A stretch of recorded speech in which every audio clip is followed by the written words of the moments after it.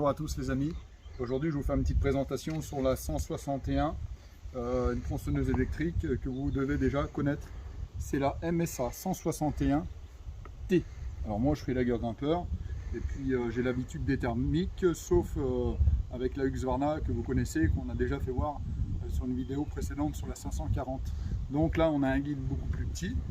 On a une puissance, je pense, beaucoup moins forte, mais on va voir ce que ça donne. Ici, on utilise sur cette tronçonneuse une batterie AP300S. C'est déjà une grosse batterie pour les lagueuses. Après, si on peut faire un tour rapide, bien, vous voyez, déjà, on va commencer par la poignée. Ici, on ne peut pas appuyer, donc il y a une sécurité. On a aussi la sécurité comme sur une thermique, avant-arrière, vous voyez.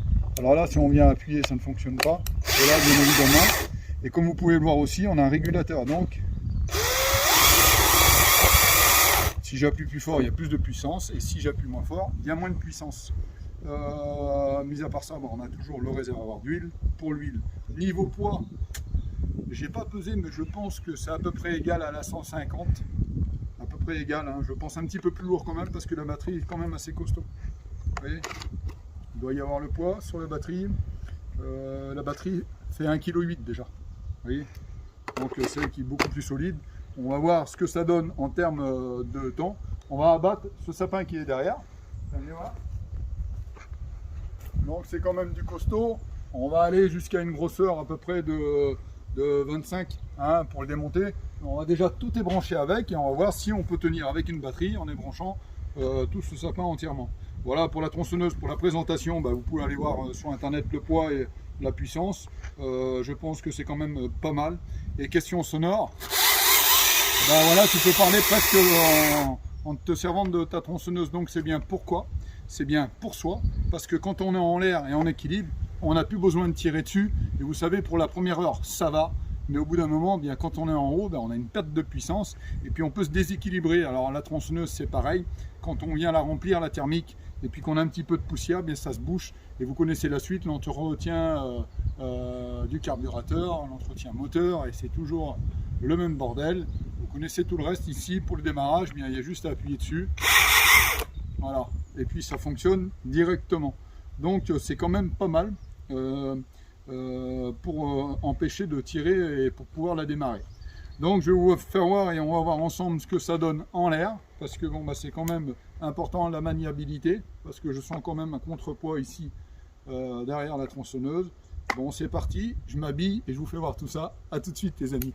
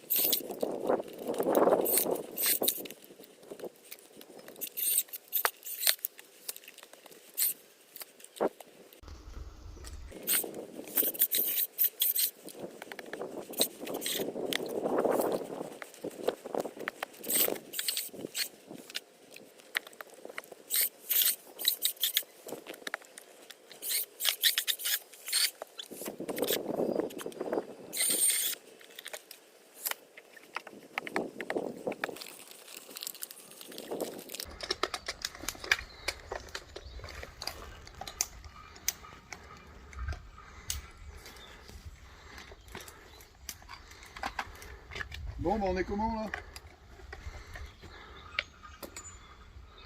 Et il reste 3 barres. Viens voir. Approche-toi. Tu vois, il reste 3 barres.